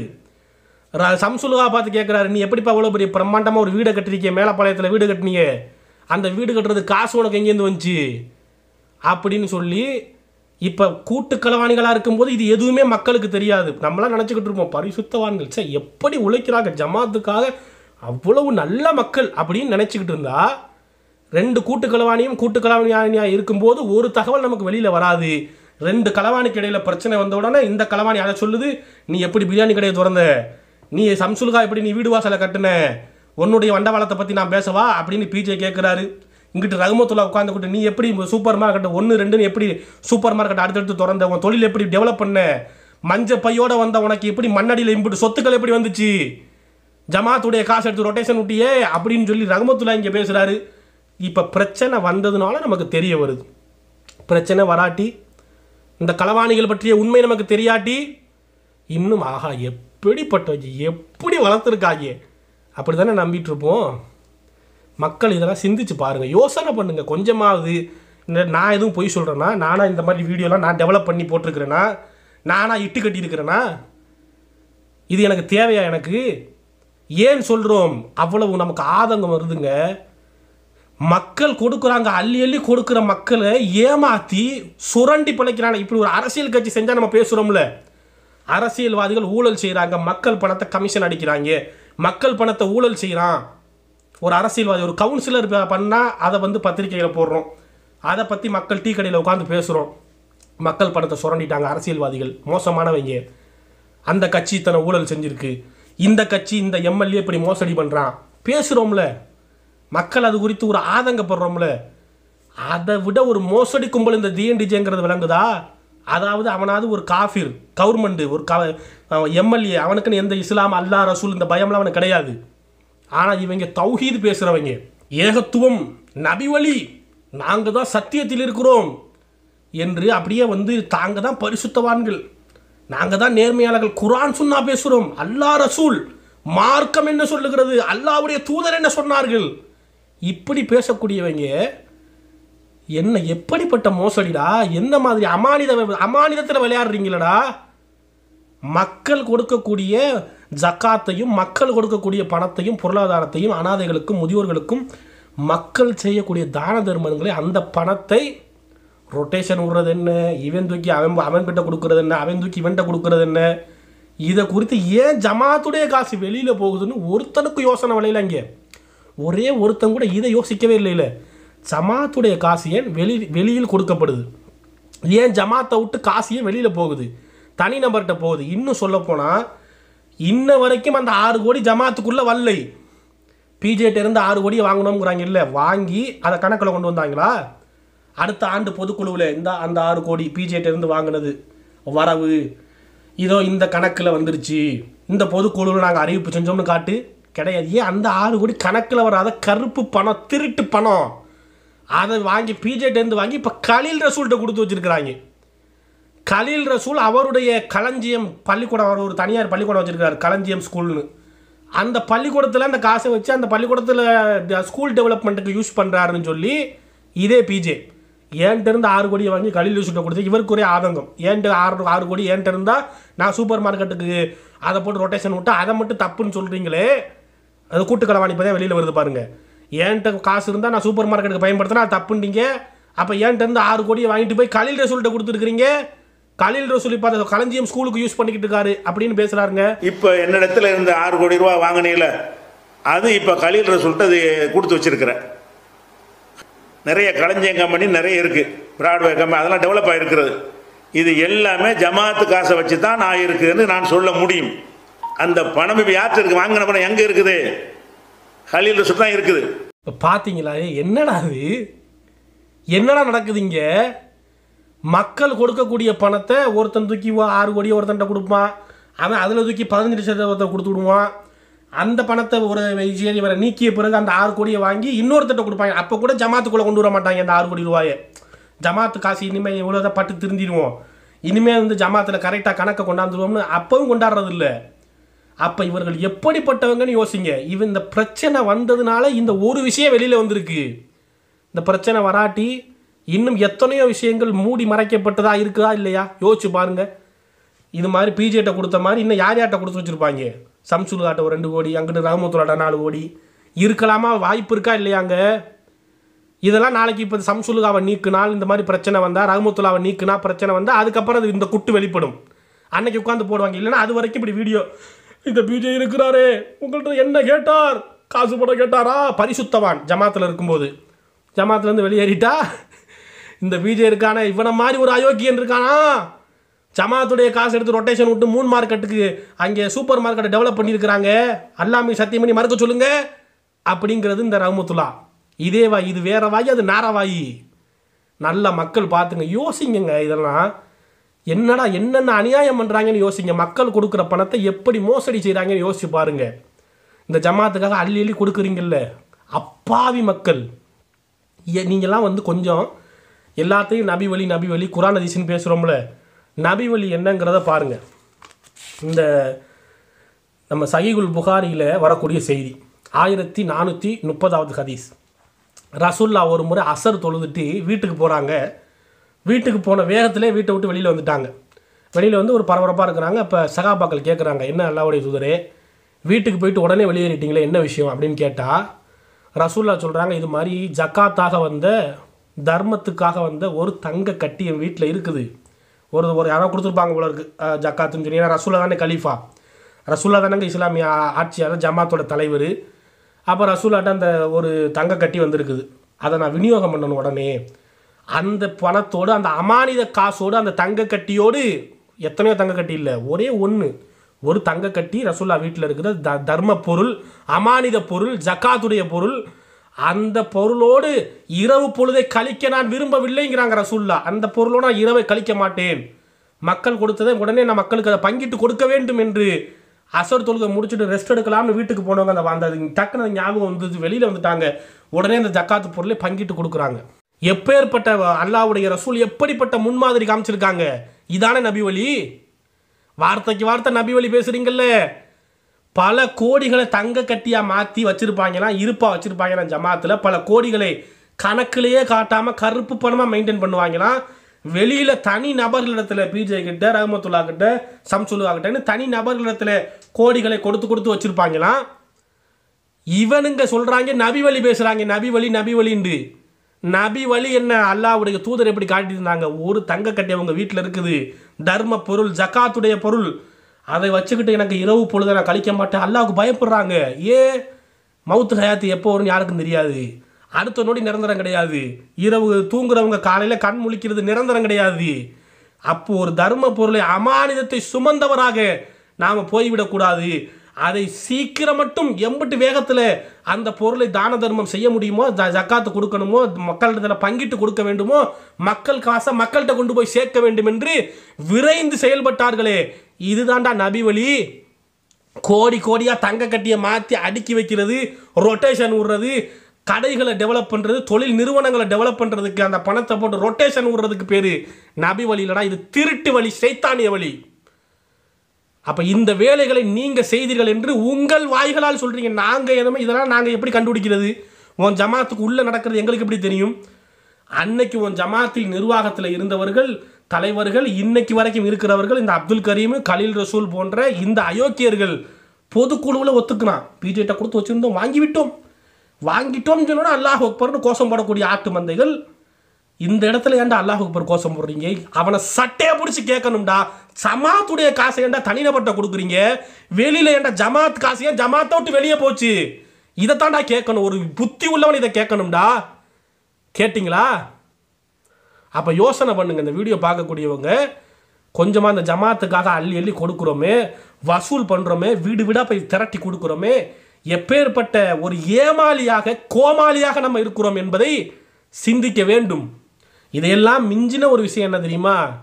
இந்த ஜமாத்துக்காக அப்படி பெண்கள் காதில் எடுக்கிற கம்மல், தோடை கழட்டி போடுறது, வளையலை கழட்டி போடுறது, செயினை கழட்டி போடுறது, இதை ஃபோட்டோ எடுத்து இந்த டிஎன்டிஜேக்காரன் பப்ளிசிட்டி பண்ணுவான். டிஎன்டிஜேவுக்கு அள்ளி கொடுத்த மக்கள் ஃபோட்டோ, காது கம்மல், 1 கிராம் தோடு, 1 பவுன் தோடு, மோதிரம், செயின், இதெல்லாம் வாலியில் வந்துச்சு, வசூலில் வந்துச்சு இப்படின்னு போடுவாங்க. அப்போ நம்ம இதை பார்க்கும்போதே இவன் எவ்வளோ பெரிய திருட்டு பயல்கள்கிட்ட போய் இப்படி கொடுக்குறீங்களே மக்களே, எந்த கணக்கு வழக்கும் கிடையாது. அந்த ஜமாத்து அனாதை இல்லத்துக்கு சொத்து வாங்கணும், முதியோர் 6 கோடி 7 கோடின்னு சொத்து வழக்குக்கு எந்த கணக்கும் இதுவரை காட்டினதில்லை. தலைமையுடைய வாடகை 3 லட்சம் ரூபா வாடகைன்னாங்க, வருஷத்துக்கு 3 லட்ச ரூபா வாடகை கட்டுறோம் நாங்கள். அதுக்கு ரசீது எங்கடான்னு கேட்டால் இதுவரைக்கும் காட்ட முடியவில்லை, கேமனால் வரைக்கும் காட்ட முடியாது. பொய் சொல்லி கொடுத்து தெரியக்கூடிய பொய்யர்கள். இந்த பொய்யர்கள் அப்படியே பயான் பேசும்போது மக்கள் ஏமாந்துடுறது. இப்படி தான் மூலச்செலவு பண்ணுறாங்க.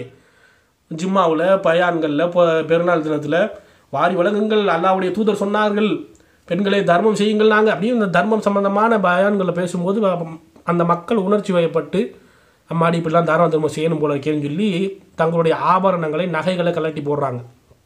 இவர்களுக்கு நம்ம சொல்லக்கூடிய அறிவுரை, அன்புக்குரிய சகோதரிகளே, அந்த வளையலை கலட்டி போடுறீங்களே, தோடை கலட்டி போடுறீங்களே, செயினை கலட்டி போடுறீங்களே, நீங்கள் கொஞ்சம் அல்லாஹ்வுடைய தூதர் நமக்கு காட்டி தந்த வழிமுறைப்படி அதை செயல்படுத்துங்க. அதை யோசிச்சு பாருங்கள். ரசூல்லா என்ன சொன்னாங்க? முதல்ல தான தர்மத்தை உன் குடும்பத்தாரிடம், உன் வீட்டாரிடம் இருந்து ஆரம்பிங்க. தேவை போக மிஞ்சியதே தர்மம். அந்த தர்மத்தை கூட உன் குடும்பத்திலிருந்து நீ செய்யணும் அப்படின்னு ரசூலா நமக்கு வழிகாட்டியிருக்கிறாங்க. சஹீஹுல் புகாரியில் வரக்கூடிய செய்தி. அப்போ நம்ம அப்படி தான் செய்கிறோமா? அந்த வளையலை கலட்டி தோடை கலட்டி நகையை கலட்டி போட்ட சகோதரிகளை பார்த்து நம்ம கேட்குறோம், இனிமையாவது திருந்துங்க. இவங்க திருட்டு பசங்க. நீங்கள் கொடுக்குறத கொண்டு போய் ஒழுங்காக மக்கள்கிட்ட கொடுக்க மாட்டேங்கிறாங்க. ரொட்டேஷன் போய்கிட்டு இருக்கு. கோடி கோடியாக அதை மாற்றி வச்சுக்கிடுவாங்க. கருப்பு பணமாக மாற்றி வச்சுருப்பாங்க.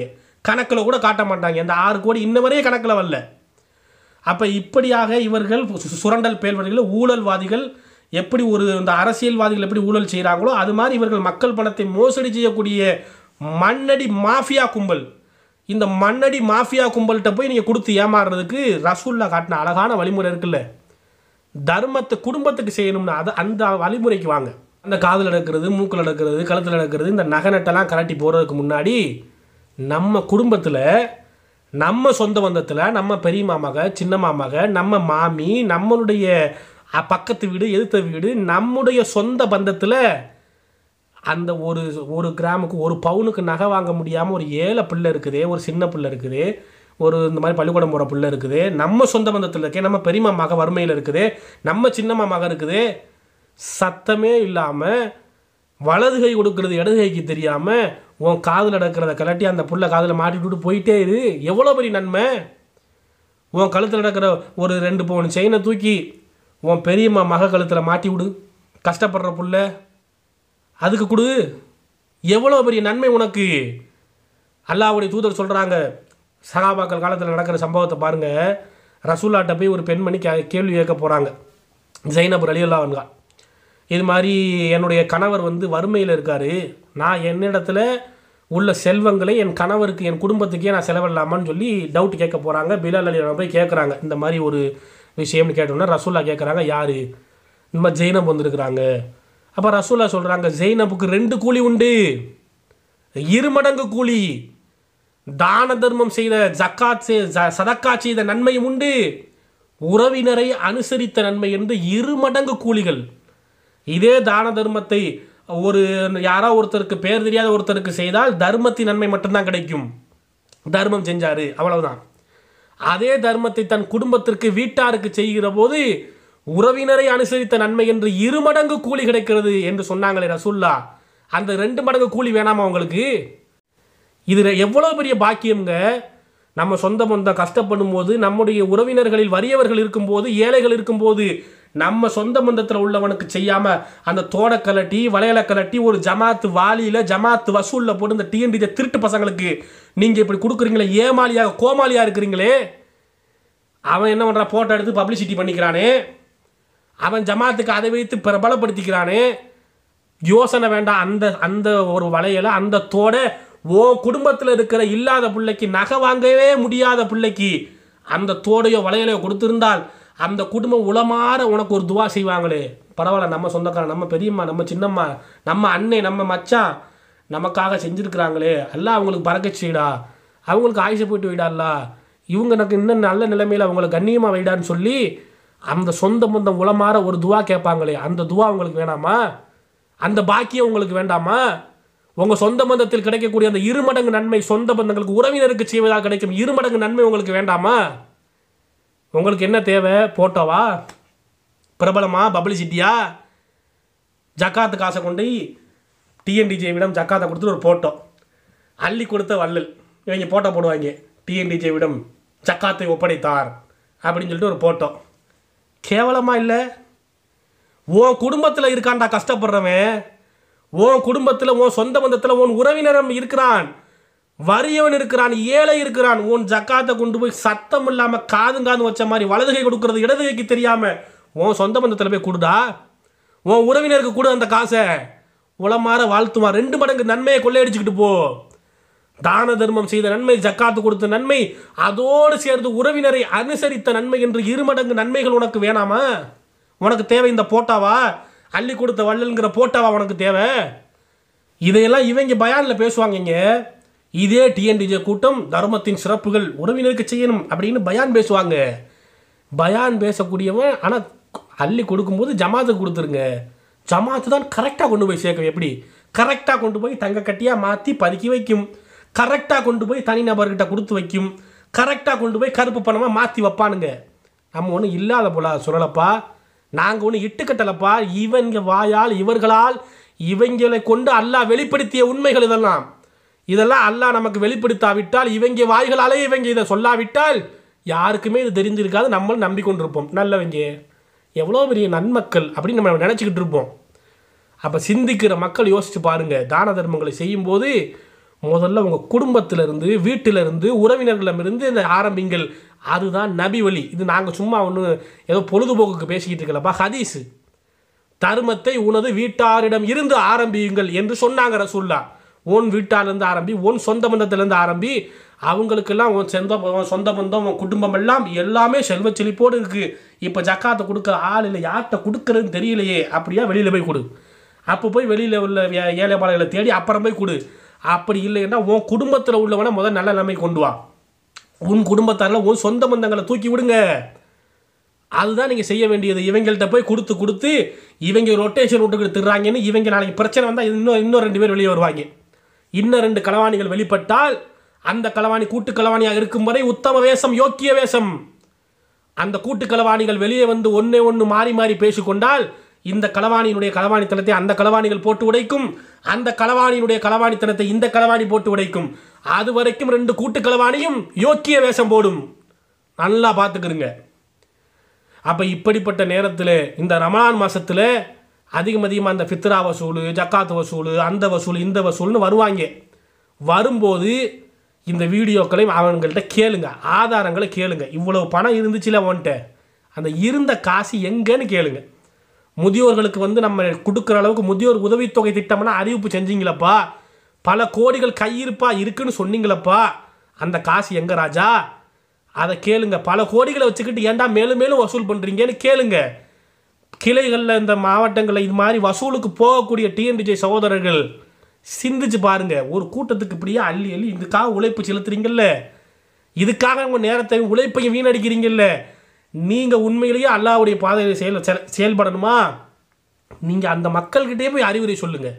உண்மையிலே நீ அல்லாஹ்வுடைய பாதையில் தான் நீ செயல்படுகிறாய், அல்லாஹ்வுக்காக தான் இந்த தாவா பணியை செய்கிறீனா, இந்த வசூல் புக்கை தூக்கிட்டு போகிறவனே, டிஎன்டிஜே உறுப்பினரே, டிஎன்டிஜே நிர்வாகியே, வீடு வீடாக வசூலுக்கு போய் இந்த ஜமாத்துக்கு பொருளாதாரத்தை திரட்டி கஷ்டப்பட்டு அனுப்பக்கூடியவனே, வெளிநாட்டில் வேலை செய்யக்கூடியவனே, உன் குடும்பத்தை பிரிஞ்சு, மனைவி மக்களை பிரிஞ்சு, சொந்த பந்தங்களை பிரிந்து எங்கேயோ பாலைவன நாட்டில், மத்திய கிழக்கு நாட்டில், அரபு தேசத்தில், வெளிநாட்டில், சிங்கப்பூரில், மலேசியாவில் அங்கே கூலி வேலை பார்த்துக்கிட்டு கஷ்டப்பட்டுக்கிட்டு இருக்கிற நீ உன் காசை அனுப்பி அந்த ஜமாத்துக்கு கொடுக்கணும்னு நினைக்கிறியே, நீ எல்லாம் யோசித்து பார்க்க வேண்டும். இந்த கேள்விகளுக்கெல்லாம் என்ன பதில்?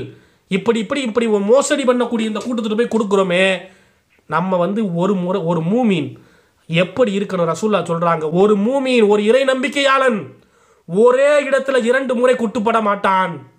ஒரு தடவை பட்டா திருந்தணும். யோசிச்சு பார்க்கணும். இவ்வளவு விஷயம் நடந்திருக்கே, இத்தனை கோளாறு, இத்தனை குளறுபடி, இத்தனை மோசடி நடந்திருக்கே, மறுபடி போய் அதில் போய் முட்டலாமா? ஒரு மூமியினுடைய பண்பாது. அப்போ சிந்தித்து பார்க்க வேண்டும். இந்த டிஎன்டிஜேவினுடைய இந்த மாநில மண்ணடி மாஃபியா கும்பல் மக்களிடம் சுரண்டி பிழைக்கக்கூடிய ஊழல் பேர்வழிகள், இந்த ஊழல் பேர்வழிகளிடத்தில் கணக்கு கேளுங்க. பொதுக்குழு உறுப்பினருக்கு மட்டும் தான் கணக்கு காட்டுவோம்பாங்க. இந்த அனாதை இல்ல முதியோர்கள் பிரச்சனைலாம் வந்தப்போ, கணக்கு வழக்கு சரியில்லைன்னு பிரச்சனை வந்தப்போ மக்கள் கேள்வி கேட்டால் பொதுக்குழு உறுப்பினர்களுக்குத்தான் கணக்கு காட்டுவோம், தலைமையில் வந்து பார்த்துட்டு போங்கள், நாங்கள் வந்து இது மாதிரி தலைமையில் கணக்கு நீங்கள் வந்து பார்த்துக்கிறங்க. அதுவும் யார்? பொதுக்குழு உறுப்பினர் மட்டும் வந்து பார்த்துக்கிடுங்க. அப்போ நீ வசூலுக்கு ஏண்டா பொதுமக்கள்கிட்ட வர்ற? வசூலுக்கு மட்டும் எங்கள் வீட்டு வாசலுக்கு வர்ற? நீ அறிவிப்பு செஞ்சிரு. தலைமைக்கு கொடுக்க வேண்டும் நினைச்சிங்கன்னா பணம் பொருளாதாரம் தலைமைக்கு அனுப்ப வேண்டியவர்கள் நேர தலைமையிலேருந்து கொடுத்துட்டு போங்கள், நேர தலைமைக்கு வாங்க, பொதுக்குழு உறுப்பினர் வந்து மட்டும் எங்களுக்கு வசூல் பண்ணுங்க கொடுங்க அப்படின்னு சொல்லி, வசூலுக்கு மட்டும் வீட்டு வாசலுக்கு வர்ற, கடை வாசலுக்கு வர்ற, கடையாக ஏறி இறங்குற, பொதுமக்களை சந்திக்கிற, கணக்கு கேட்டால் மட்டும் அங்கே வாங்க, தலைமைக்கு வாங்க, மண்ணடிக்கு வாங்க, பொதுக்குழு உறுப்பினருக்கு தான் கணக்கு காட்டுவோம் அப்படின்னா எவ்வளவு பெரிய பொய்யர்கள், திருடர்கள். அப்போ அல்லாஹ்வுக்கு பயந்து கொள்ளுங்கள். இதெல்லாம் நாங்கள் என்னமோ டெவலப் பண்ணி நாங்களோ கற்பனையில் பேசலப்பா. நீ பேசின வீடியோவை, நீ பேசினதை உன் தலைவர்கள், உன் டிஎன்டிஜேவினுடைய மாநில தலைவர், மாநில நிர்வாகிகள் பேசிய காணொலிகள், வீடியோக்களை போட்டுத்தான் நாங்கள் கேட்குறோம். ஜமாத்துடைய பணத்தில் மக்கள் நீங்கள் கொடுக்கக்கூடிய காசு உரியவர்களிடத்தில் போய் சேருவது இல்லை. இவங்க அதை ரொட்டேஷன் விட்டு கொண்டிருக்கிறார்கள், தனி நபரிடத்தில் கொடுத்து வைப்பார்கள்.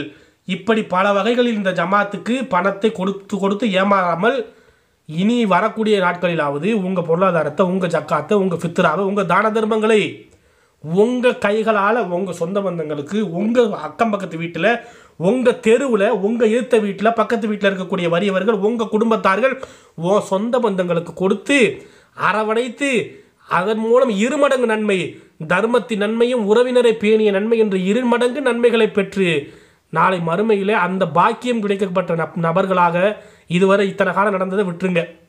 இனிமேல் இந்த வீடியோ பார்த்தோன்னையாவது இனி வரக்கூடிய நாட்களையாவது உங்களை பண்படுத்தி கொண்டு நம்ம சொந்த பந்தத்துக்கு செய்வோம், நம்ம குடும்பத்துக்கு செய்வோம், நம்ம அக்கம் பக்கத்து வீட்டில் செய்வோம், நம்ம வீட்டில் நம்ம தெருவில் ஒரு பிள்ளை நல்லா படிக்கிற பிள்ளை இருக்கானே, அவனுக்கு ஸ்கூல் ஃபீஸு, பள்ளிக்கூட ஃபீஸு, காலேஜுக்கு ஃபீஸ் கட்ட முடியாமல் அந்த குடும்பம் கஷ்டப்படுதே, என் ஜக்காத்து காசைன்னா அந்த பையனை நான் படிக்க வைக்கிறேன். ஒரு தெருவுக்கு ஒருத்தரை நீ ஸ்பான்சர் எடு, அந்த பையனை நம்ம ஒரு வக்கீலுக்கு படிக்க வைப்போம், அந்த பையனை நம்ம ஒரு இன்ஜினியருக்கு படிக்க வைப்போம், அந்த குடும்பத்தை ஒரு முன்னேற்றி விடுறதுக்கு அந்த பையனுக்கு ஸ்கூல் ஃபீஸை நான் கட்டுறேன், காலேஜ் ஃபீஸை கட்டுறேன், இது என் ஜக்காத்து காசு இப்படி போய் சேரட்டும் என்று நீ அப்படி முடிவெடுங்கள். அப்படி இருங்க, அது நன்மை. இந்த டிஎன்டிஜே திருட்டு கும்பலிடத்தில் கொடுப்பது இவனுங்க டெவலப் பண்ண சுற்றி விட ரொட்டேஷன் விட அந்த பணத்தை உரிவிடம் கொண்டு போய் சேர்க்க மாட்டார்கள் என்பது பட்டவர்த்தனமாக தெரிந்த பின்பும் ஒரு மூமின் ஒரே இடத்துல 2 முறை குட்டுப்பட மாட்டான் என்று ரசூலுல்லாஹ் சொன்னாங்களே, அதற்கு ஏற்ப நம்ம விழிப்புணர்வு அடைந்து இந்த டிஎன்டிஜேவை நம்பி பயணிக்கக்கூடிய வசூலுக்கு வரக்கூடியவருக்கு நீங்கள் தாவா செய்யுங்க. அவங்க வசூலுக்கு வருவாங்க. நமக்கு நம்ம வீடு வாசலுக்கு வந்து தான தர்மத்தின் சிறப்பு, பித்ரா கொடுக்கணும், ஜக்காத் அப்படி அவங்கள முதல்ல உட்கார வச்சு இந்த வீடியோக்களை போட்டு காண்பித்து அவங்களுக்கு தாவா பண்ணி உன் ஜமாத்தில் ஆல்ரெடி கோடி கோடியாக இருக்குது, தங்க கட்டியாக மாற்றி வச்சுருக்காங்க, பணத்தை வச்சுக்கிட்டு என்ன பண்ணுறதுன்னு தெரியாமல் இருக்காங்க, ரொட்டேஷன் விட்டுக்கிட்டு இருக்கிறாங்க. அதனால நீ முதல்ல இந்த உண்மைகளை உணர்ந்து நீ நேர்வழிக்கு வா. இப்படி நோட்டை தூக்கிட்டு, வசூலுக்கு வாளியை தூக்கிட்டு, புக்கை தூக்கிட்டு, கடையாக தெரு தெருவா ஏறி இறங்குறத நிப்பாட்டிட்டு நீ வந்து ஏழை எளிய மக்களுக்கு, உன் தெருவில் உள்ளவங்களுக்கு, உன் குடும்பத்தார்களுக்கு செய்வதற்கு நீங்கள் முனைப்படுங்க. இந்த மாதிரி ஜமாத்தை தேடி இவங்க நல்லவங்க இல்லை அப்படின்னு நீங்கள் பொதுமக்கள், அந்த கடைகளில் உள்ளவங்க, முதலாளிகள், தொழிலாளிகள், இந்த வீடியோ பார்க்கக்கூடிய அனைவரும் இந்த டிஎன்டிஜே நிர்வாகிகளுக்கு, உறுப்பினருக்கு நீங்கள் தாவா செய்யுங்க. அல்லாஹ் நாடினால் இவர்களை நம்ம வென்றெடுக்கலாம்.